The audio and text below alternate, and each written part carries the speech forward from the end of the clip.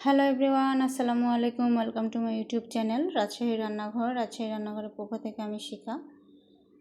তোমরা কে কোথা থেকে দেখছো আমার ভিডিওটি অবশ্যই আমার কমেন্ট বক্সে লিখে দিবা কেমন আছো বন্ধুরা, বলো।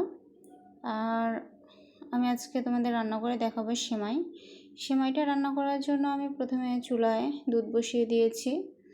দুধটা গরম হয়ে গেলে এর মধ্যে একটা তেজপাতা মাঝখান দিয়ে কেটে আমি দুধের মধ্যে দিয়ে নিলাম।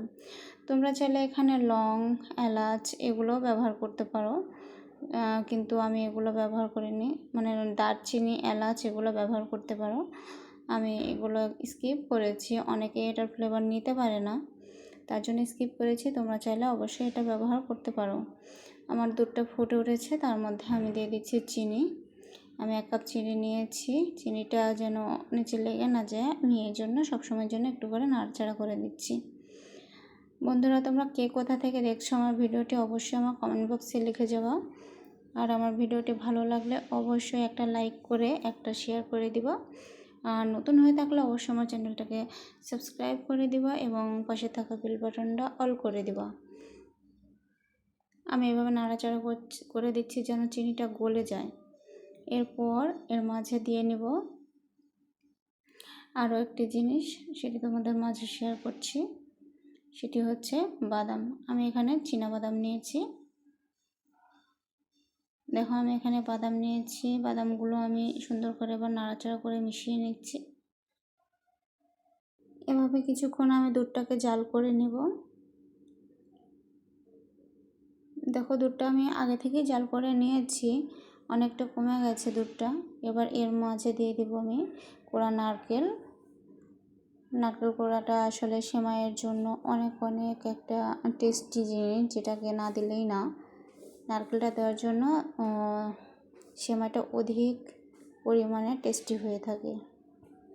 এখন আমি নাড়াচাড়া করে দিচ্ছি যেন সবগুলো ভালোভাবে মিশে যায়। তোমরা কিশমিশ ব্যবহার করতে পারবে এর সাথে, যদি তোমাদের হাতের কাছে থাকে তোমরা কিশমিশ ব্যবহার করতে পারবে। আমি অনেক কিছু স্কিপ করে গেছি, এটাতে একদম ন্যাচারালভাবে রান্না করেছি। দেখো, আমি দুধটাকে আরও একবার বলক তুলে নেব। আরও একবার বলক উঠে গেছে।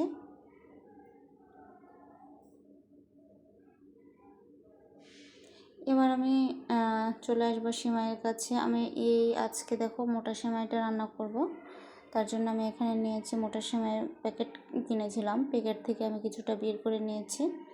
এটাই ফুলে অনেকগুলো হয়ে যাবে। আমি এতটুকুতেই ওই দুধটা নিয়ে এসে ঢেলে দেব। আমি সেমাইটা আর দুধের মধ্যে দিলাম না, দুধটা নিয়ে এসে সেমাইয়ের মধ্যে দিলাম। দেখো কেমন লাগছে, অনেক ইয়াম্মি লাগছে।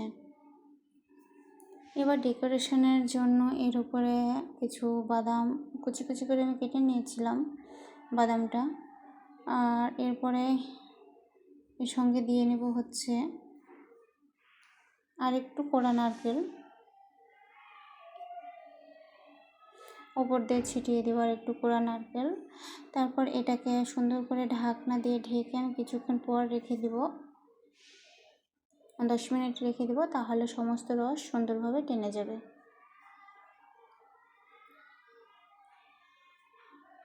আমি এখন ঢাকনা দিয়ে ঢেকে নিলাম। দেখো 10 মিনিট পর এসে দেখো কত ইয়াম্মি লাগছে দেখতে। সমস্ত রস কিন্তু আমার টেনে নিয়েছে।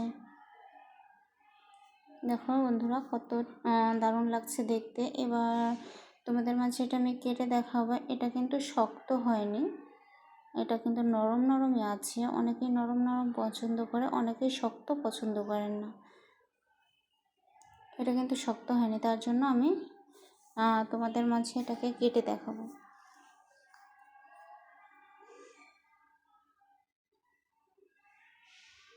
দেখো আমার নিচে কতটা দুধ রয়ে গেছে, একদমই এটা শক্ত হয়নি।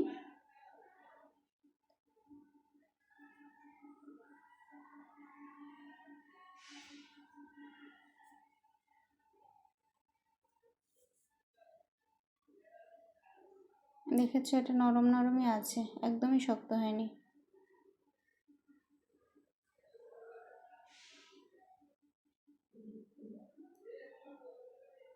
দেখো আরও কাছ থেকে দেখো কেমন লাগছে দেখতে।